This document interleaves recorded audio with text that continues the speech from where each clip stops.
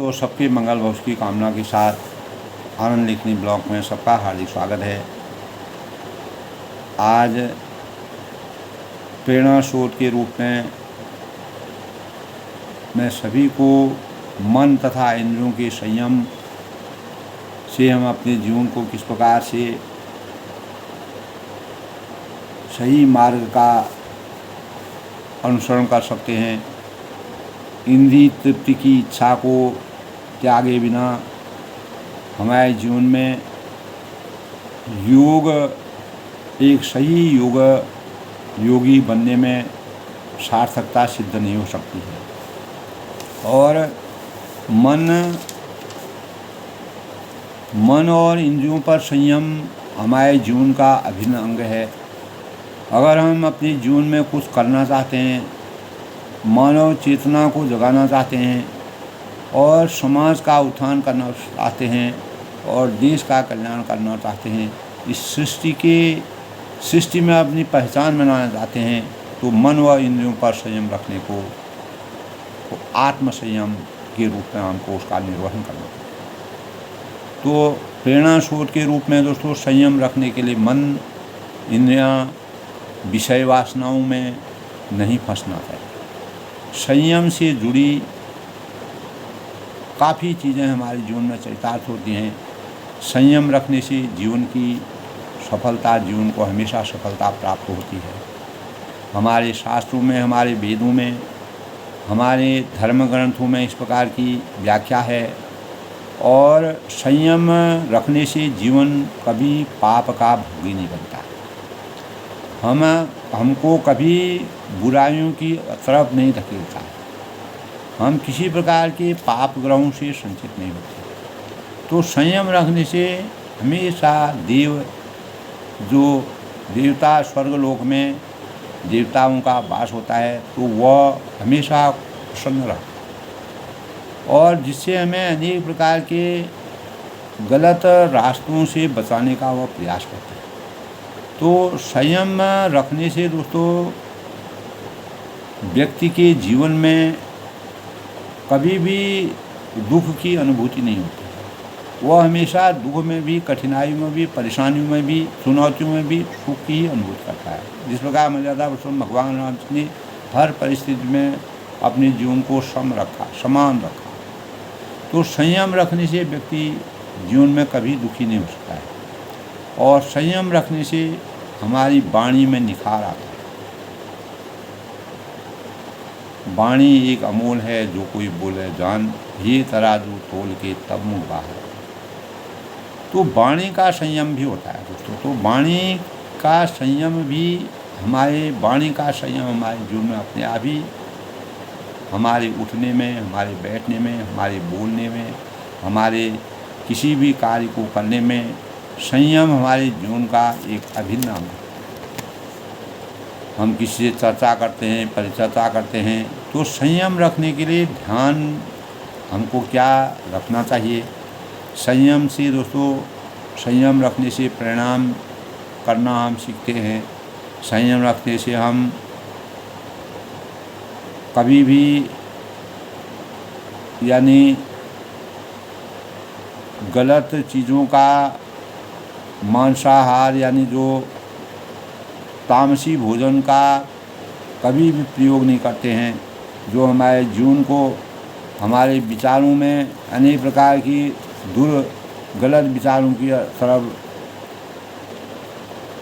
हम कभी व्यसनी नहीं बनेंगे, हम गलत चीज़ों का सेवन नहीं करेंगे। तो संयम दोस्तों हमको नियमित बनाता है। हमारी दिनचर्या जो होती है उसको एक सांचे में ढालने का, और हमारा समय की उपयोगिता हमारे जीवन में बहुत नियमबद्ध होती है। कब हमको उठना है, कब जागना है, कब सोना है, कब हमको किस कार्य को करना है, किस समय कौन सा कार्य करना चाहिए, किस समय कौन सा कार्य नहीं करना चाहिए, यह सब मन और इंद्रियों का संयम है। तो संयम का सही अर्थ है दोस्तों, मन की इंद्रियों पर लगाम लगाना। यानी जहाँ अहिंसा परमो धर्मो, तो अहिंसा परमो धर्म अगर हमारे अंतःकरण में विराजमान होगा तो तब संयम और साधना का वास हमारे अंतःकरण में स्वयं होगा और हमारे अंतःकरण में देवताओं का वास होगा। तो पांचों इंद्रियां हमारी जो आँख है, कान है, नाक है और त्वचा है, तो ये जो पांच बाहरी इंद्रियां होती हैं दोस्तों, ये हमारी वासनाओं में फंसने से उस पर किसी प्रकार का ध्यान नहीं देंगे और हमारे अंतर्मुखी और बहिर्मुखी दोनों चेतनाओं जागृत होंगी, जिससे परिणाम स्वरूप इंद्रिय संयम से हम अपने जीवन को चरितार्थ करने में कामयाब रहें। तो कृष्ण भावनामृत में दोस्तों इन्हीं भावों को हमारे जीवन में चरितार्थ किया है कि खास तौर से जो हमारे कर्मपथ यानी जो हमारी संस्कृति में मोक्ष के लिए 3 मार्ग बताए गए, ज्ञान है, कर्म है और भक्ति है। और इन सभी मार्गों की अपनी अपनी उपयोगिता और विशेषता होती है, किंतु इनमें कर्म के मार्ग की प्रमुखता दी गई है। कर्मण्येवाधिकारस्तु मा फलेषु कदाचन, जो जस करहि तस फल चाखा, विश्व प्रधान रचिराता। कर्मठ व्यक्ति स्वतंत्र यशोगान होता है और यह श्रेष्ठतम की सूची में इसका स्थान हर जगह मिलता है, क्योंकि मनुष्य एक चेतन प्राणी है, चेतनाशील है। मनुष्य को क्या करना चाहिए, क्या नहीं करना चाहिए, इसका ज्ञान परमात्मा द्वारा निहित है। तो जो अपनी चेतना के माध्यम से वह कई कार्यों को संपादित करता है, जब भी वह किसी कार्य को करने का बेड़ा उठाता है तो उसे सिर्फ शारीरिक अपितु मानसिक बल को भी प्रयोग करना होता है। तो इसी प्रकार से के श्रम से बचने हेतु, किसी भी प्रकार के श्रम से बचने हेतु वह तरह तरह के बहानों का सहारा नहीं लेता है और कुछ क्षणिक नकारात्मक और मनोवैज्ञानिक अनुभूति के कारण मनुष्य को इसे विस्मित करने के भावों का जन्म होता है, लेकिन कर्म पथ से विचलित उसके पतन का कारण बन जाता है। इसीलिए जो कर्म पथ पर हमेशा अडिग रहते हैं, मनुष्यों ने यथार्थ का ही कारण बनता है, उनके यथार्थ का तो यथार्थ को ही उन्होंने सुझाया। और यदि हम अपने अंतस की आवाज़ को सुनते हैं तो कर्म पथ का चयन करेंगे और सदैव सफलता के शिखर पर पहुंचने में कामयाबी हासिल करेंगे। तब दोस्तों हमारे जीवन में जो आलस्य है कभी हमको घेर करके हमको असफल बनाने के लिए प्रेरित नहीं करेगा। तो जैसे यदि किसी भी अभिरुचि का निर्माण कार्य में संलग्न यदि होकर हम अभियांत्रिकी के नए आयामों को स्पर्श करते हैं तो चिकित्सा के क्षेत्र में कितने भी प्रयास क्यों न करें, उसे अपेक्षित सफलता नहीं प्राप्त हो सकती। तो यदि सफलता प्राप्त की हो गई तो दोस्तों संभवतः यह आत्मसंतुष्टि प्रदान नहीं कर पाएगा। इसीलिए यदि स्वयं की रुचि से चुनाव करने से कर्म पथ पर आगे बढ़ना केवल आत्मिक दृष्टि से हम सफल नहीं होंगे, बल्कि अपने पुरुषार्थ अर्थ धर्म काम मोक्ष, तो इसी विरासत को हम तैयार करें। और मोक्ष जो है दोस्तों कर्म पथ का सबसे अंतिम बिंदु है, जिसे मानव पूर्ण रूप से सिद्धि की प्राप्ति का भोग करता है। और इसीलिए दोस्तों हमें यह स्मरण रहना चाहिए कि कर्मशील व्यक्ति ही समाज का उत्थान कर सकता है, प्रगति कर सकता है, अपने मार्ग को सही रास्ते पर अवतरित कर सकता है। कर्महीन अपने साथ ही अपने आसपास के परिवेश को भी क्षति पहुंचाता है। इसीलिए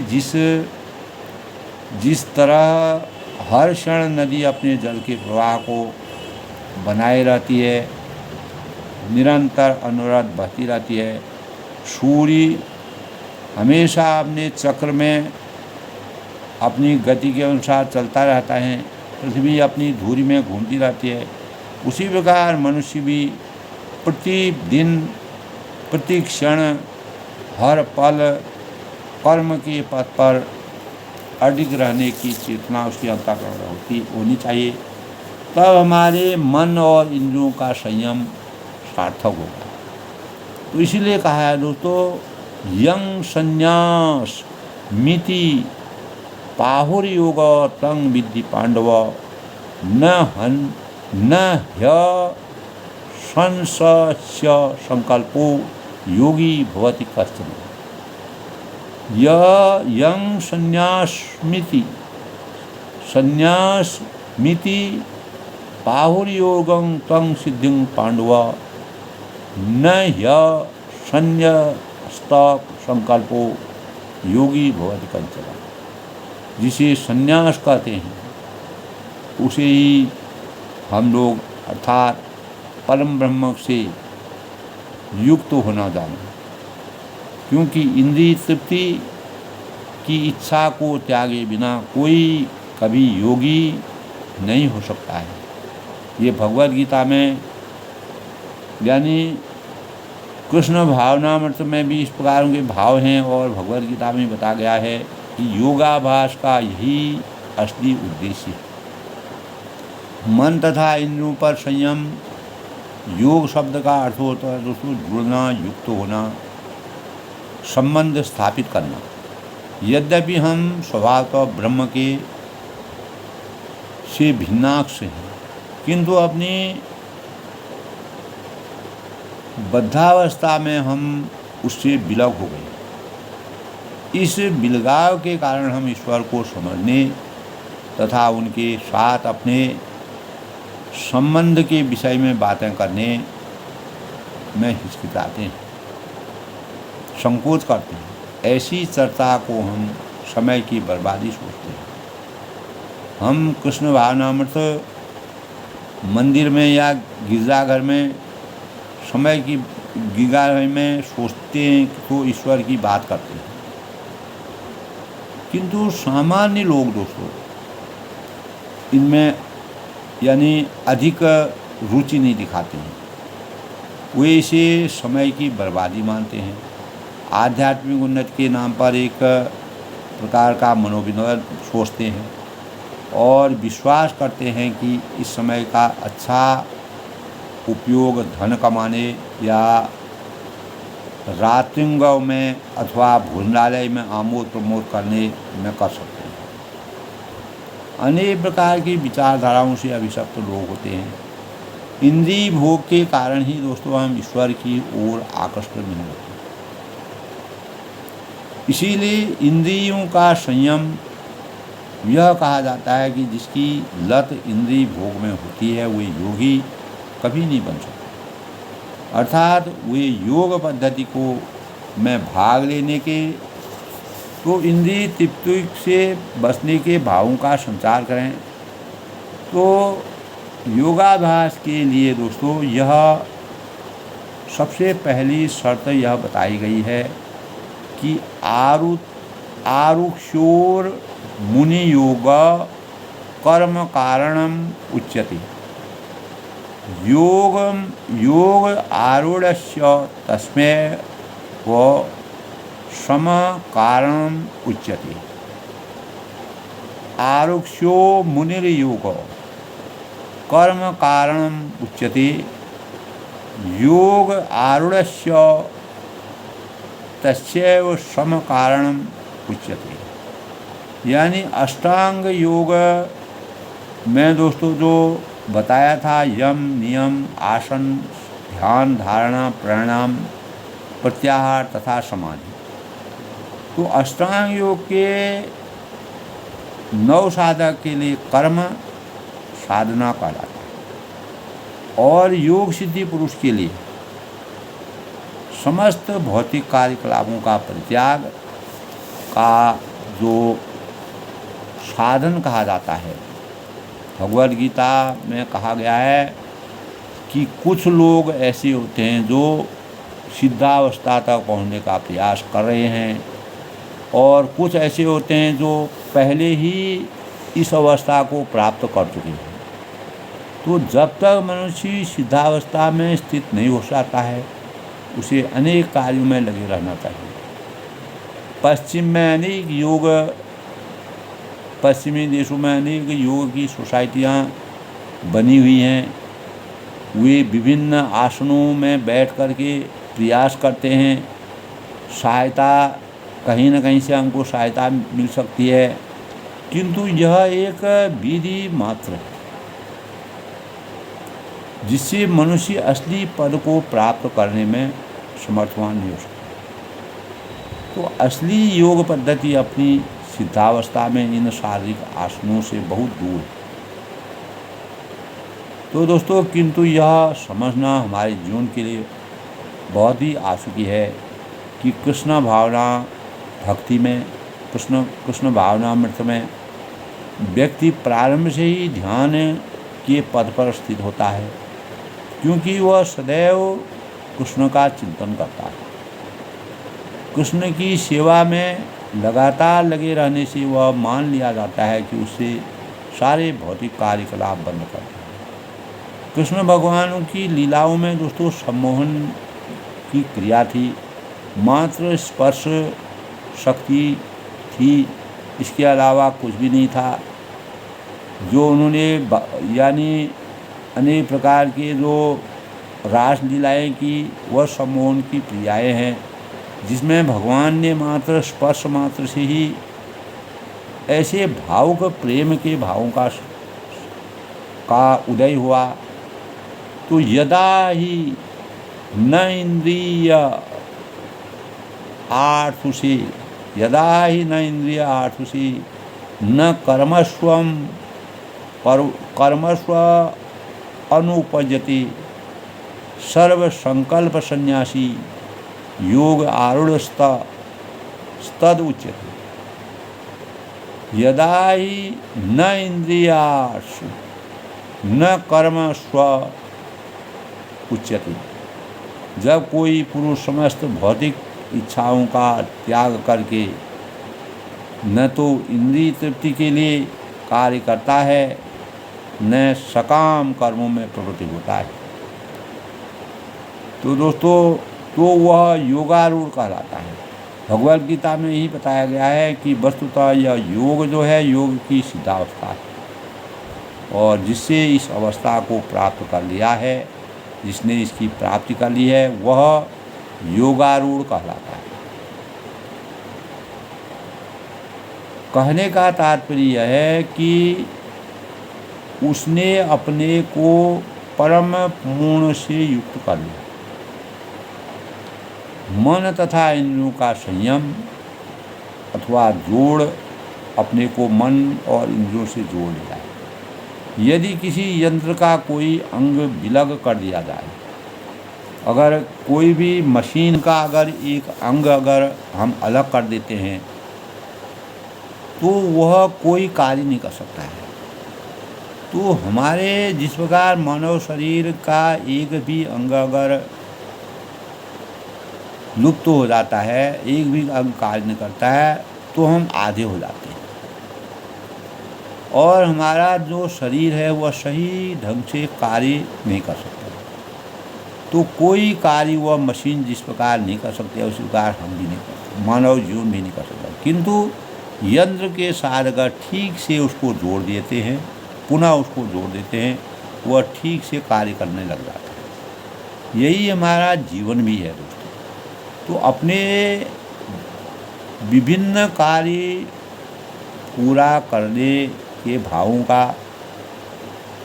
वास्तविक अर्थ है कि सही योग का अर्थ है पूरे यंत्र के साथ साथ सेवा करते हुए परम पूर्ण के साथ जुड़ना, परमात्मा से अपने भावों को जोड़ना। संप्रति हम विलग हैं और हमारे सकाम कर्म समय के अव्यय मात्र हैं। जो व्यक्ति ऐसे कार्य में अपने को लगाता है, निरंतर तल्लीन रहता है, उसे भगवद गीता में मूढ़ अर्थात धूर्त कहा गया। भले ही कोई प्रतिदिन हजारों डॉलर कमाता हो और बहुत ही दबंग व्यापारी हो, किंतु भगवद गीता में उसे मूढ़ कहा गया है, क्योंकि वह अपना समय खाने पीने, रक्षा, सोने, रक्षा करने और संभोग करने में बिताता है। तो लोगों को दोस्तों, लोग यह सोचना बंद नहीं करते कि व्यर्थ ही कठिन श्रम कर रहे हैं। लाखों डॉलर कमाने वाला व्यक्ति 10 डॉलर कमाने वाले से अधिक भोजन नहीं कर सकता है। लाखों डॉलर कमाने वाला व्यक्ति लाखों स्त्रियों का भोग नहीं कर सकता है या लाखों चीज़ें पर्याप्त नहीं कर सकता है, तो उसकी शक्ति के अंतर्गत नहीं आता है। हम अनेक प्रकार की काम भावनाओं से, भोग भावनाओं से और अनपेक्षित अपेक्षाओं की तृप्ति से करने के लिए अगर अनेक अपने जी जान तरह से परिश्रम करते हैं, तो उसका और वह अपार निधि कमाने से हमारे जीवन का कोई सार्थक रहस्य नहीं बनता है। वो योग का सही योग को वह अपने जीवन में मन और इंद्रियों का संयम करने में कामयाबी नहीं होगी। कहने का तात्पर्य यह है कि दोस्तों, हमारी भोग शक्ति सीमित होती है। ऐसे मनुष्य को यह सोचना चाहिए कि मेरा भोग उतना ही है जितना कि नित्य 10 डॉलर कमाने वाले का है।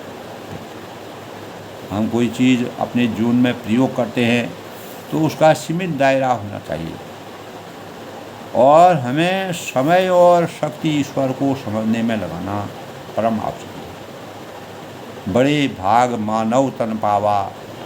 अगर मानव जीवन पाकर के हम अगर परमात्मा की भक्ति नहीं कर सकते हैं, तो हमारा जीवन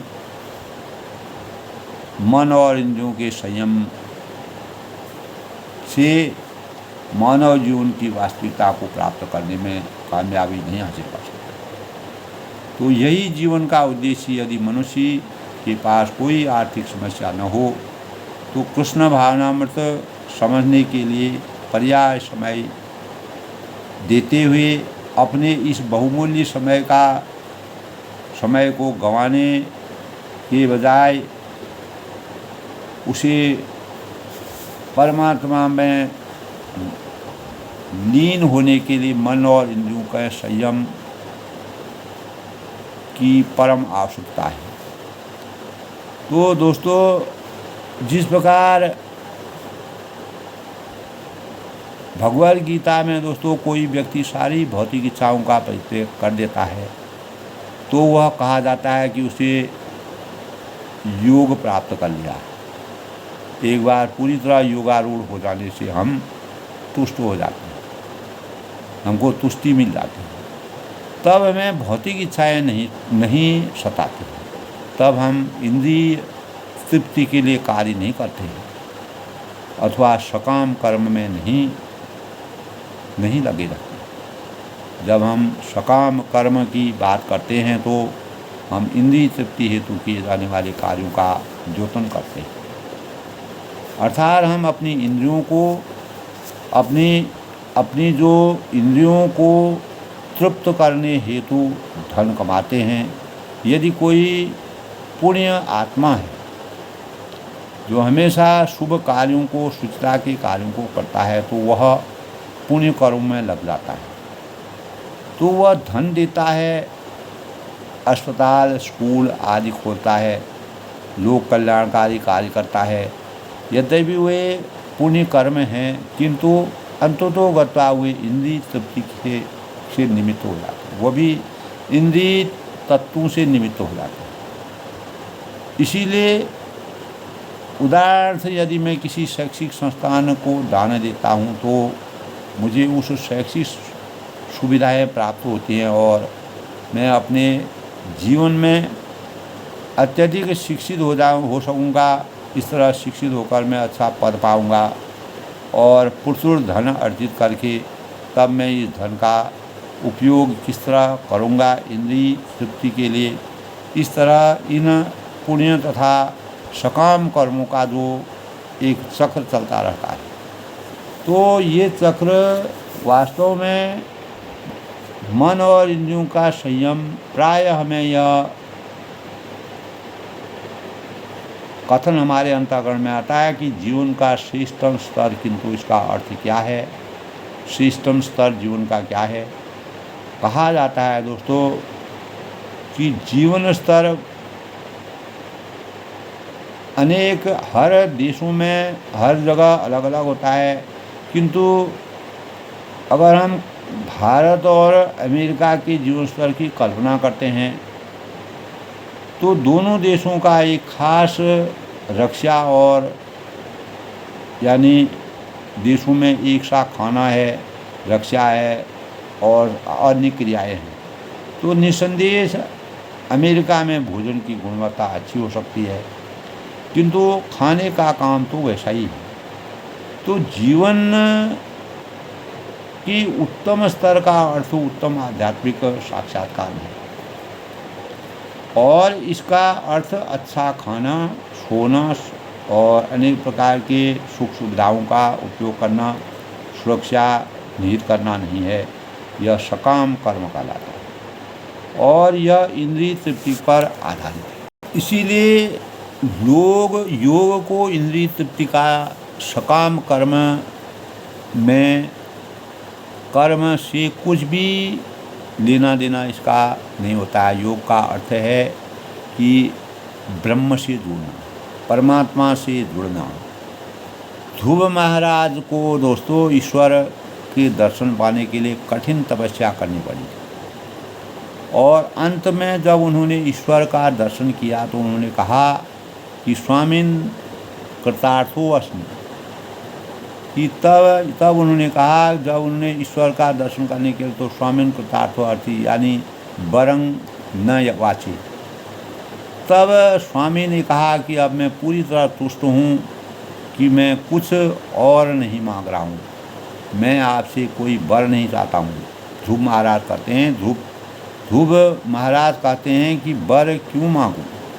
वर क्या है? सामान्यतः वर का अर्थ है कि महान साम्राज्य, सुंदर स्त्री भोग करना, स्वादिष्ट भोजन करना, महत्वाकांक्षाएं करना, अनेक प्रकार के बड़े महलों में निवास करना आदि की प्राप्ति। लेकिन किंतु जब कोई वास्तव में भगवान से जुड़ा होता है तो वह ऐसे वरों को, वरदानों की इच्छा नहीं करता है।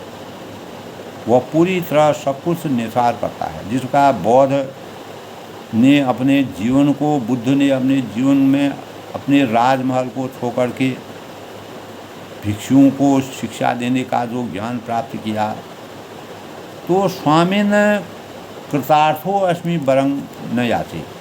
तब वस्तुतः ध्रुव महाराज ने अपने पिता का साम्राज्य पाने के लिए प्रारंभ में ईश्वर की खोज की। ध्रुव महाराज के पिता उनकी माता का बहिष्कार कर लिया था और उनकी विमाता के पिता की गोद में उनके बैठने का रोष प्रकट किया था उन्होंने। तो निसंदेह उसने अपने पिता की गोद में बैठने से रुका था, क्योंकि ध्रुव महाराज उसकी कोख से उत्पन्न नहीं थे।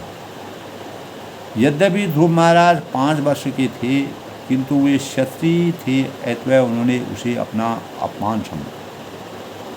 वे अपने माता के पास जाकर बोले, माँ, मेरी विमाता ने मुझे, जो मेरी माता नहीं है, तो उन्होंने कहा कि जो मेरी विमाता ने मुझे मेरे पिता की गोद में बैठने से मना करके मेरा अपमान किया है। और तब ध्रुव महाराज सिसक कर रोने लगे और उनकी माता ने कहा कि बेटे, मैं क्या कर सकती हूँ, तुम्हारे पिता तुम्हारी विमाता को मुझसे अधिक चाहते हैं, मैं कुछ नहीं कर सकती। तब ध्रुव महाराज बोले, किंतु मैं अपने पिता का राज्य चाहता हूँ, मुझे बताइए कि मैं उसे कैसे प्राप्त कर सकूँ। तब माता ने कहा कि बेटे, यदि भगवान कृष्ण यानी ईश्वर तुम्हें आशीर्वाद दें तो तुम प्राप्त कर सकते हो। तो ध्रुव महाराज ने पूछा कि ईश्वर कहाँ हैं? तो उनकी माता ने कहा कि वो लोग कहते हैं कि ईश्वर जंगलों में है। बड़े बड़े ऋषि मुनि ईश्वर की खोज में जंगलों में इधर उधर विचरण करते हैं। ऐसा सुनकर के ध्रुव महाराज सीधे जंगल को गए, कठिन तपस्या करने लगे। अंत में उन्हें ईश्वर के दर्शन हुए। तब उन्होंने दर्शन किया तो उनके मन में अपने पिता के साम्राज्य को पाने की कोई इच्छा नहीं रही। भक्ति का ब्रह्म में लीन हो गए। उल्टे हुए बोले कि हे प्रभु, मैं जो कंकड़ पत्थर खोज रहा था, किंतु मुझे मूल्यवान मणि मिल गई है। अब मुझे अपने पिता के साम्राज्य की कोई इच्छा नहीं मेरे अंतर्गत में रही। जिस प्रकार गरुड़ जी ने कागभूषण जी के सत्संग को पा करके अनेक प्रकार के संशयों से मुक्ति और इस संसार के माया मोह के बंधनों से मुक्ति का वरदान प्राप्त किया, तो तब ध्रुव महाराज कहते हैं, अब मैं पूरी तरह से संतुष्ट हो गया हूँ। जब कोई व्यक्ति वास्तविक रूप में ईश्वर से जुड़ा होता है तो वह पूरी तरह तुष्ट हो जाता है, संतुष्ट हो जाता है। संतोषम परम सुखों की अनुभूति हो जाती है। उनकी तृप्ति इस भौतिक जगत से तथा कथित भोगों से कहीं बढ़कर परमात्मा में लीन हो जाती है। और यही तुष्टि ऐसी है जो ईश साक्षात्कार से उत्पन्न होती है, और यही योग की सिद्धि का सबसे बड़ा मार्ग है। जब कोई पुरुष पूरी तरह भगवान की दिव्य प्रेमा भक्ति में लगा रहता है, तल्लीन रहता है, ब्रह्म में लीन हो जाता है, तो वह अपने में प्रसन्न रहता है, और इस तरह वह और अपनी इंद्रिय तृप्ति का सकाम कर्म में व्यस्त नहीं रहता है। दोस्तों, अन्य पुरुष को इंद्रिय तृप्ति में लगे होता है, क्योंकि बिना काम के लगे कोई जीवन नहीं रह सकता है। संपूर्ण कर्म को रोक पाना असंभव है। जैसा कि जीवों के रूप में हमारा स्वभाव कर्म करने का कहा गया है कि खाली दिमाग शैतान का घर होता है। यदि हमारे पास कोई कृष्ण भावना भावित कार्य नहीं है तो हम इंद्रिय तृप्ति का सकाम कर्म में अपने को लगाएंगे। यदि बच्चे को शिक्षा नहीं दी जाती है तो वह बिगड़ जाता है। यदि मनुष्य इसी प्रकार दोस्तों, यदि मनुष्य योगाभ्यास में नहीं करता है, यदि वह योग विधि में अपनी इंद्रियों को वश में करने का प्रयास नहीं करता है, तो वह अपनी इंद्रियों का अपनी तुष्टि नहीं कर सकता है। और जब कोई व्यक्ति अपनी इंद्रियों की तृप्ति में लग जाता है तो योगाभ्यास करने का प्रश्न ही नहीं होता। तो कृष्ण भावना मतलब में दोस्तों, बिना मनुष्य आत्म केंद्रित बन जाता है, तो यह स्वार्थपूर्ण कर्म की खोज करता है। जिस प्रकार ध्रुव महाराज ने जंगल में जाकर के अपने पिता के साम्राज्य को पाने के बजाय ब्रह्म में लीन होने के भौतिक इच्छाओं से उनको तृप्ति हो गई और वास्तविक इच्छाएं उनकी जागृत हुई, तो मनुष्य को चाहिए कि दोस्तों योग पद्धति की सीढ़ी को हम अपनाएं। योग सीढ़ी के 5वें डंडे पर हो सकता है। तो तब कहा है मनुष्य, तब कहा है उद्धारे आध्यात्मनामं न आत्मान भव प्रसादित आत्मैव ह्यात्मनो बंधुरात्मे त्रिपुरा आत्मनो। यानी मनुष्य को चाहिए कि अपने मन की सहायता से अपना उद्धार करे। उद्धारे आत्मानं न आत्मानं अवसादते आत्मैव ह्यामात्मो बंधुरात्मे रिपुरात्मनः। यानी मनुष्य को चाहिए कि वह अपने मन की सहायता से अपना उद्धार करे और अपने को नीचे न गिरने दे। तो यह मन बद्ध जीव का मित्र भी है और शत्रु है। तो भगवद गीता में दोस्तों आत्मा शब्द विभिन्न परिस्थितियों में शरीर मन और आत्मा को सूचित करता है। योग पद्धति में मन और आत्मा का विशेष महत्व है, क्योंकि मन की योग पद्धति का केंद्र बिंदु है। इस प्रसंग में आत्मा मन का द्योतक माना गया है और योग पद्धति का उद्देश्य मन को रोकना और इंद्रिय विषयों के प्रति आसक्ति से हटाना है। तो यहाँ पर इस बात पर बल दिया गया है कि दोस्तों, हम मन को किस प्रकार प्रशिक्षित किया जाए, वह ताकि वह बद्ध जीव को अज्ञान से के दलगत से निकाल सके। तो अष्टांग योग में इन्हीं बातों का प्रमाण है।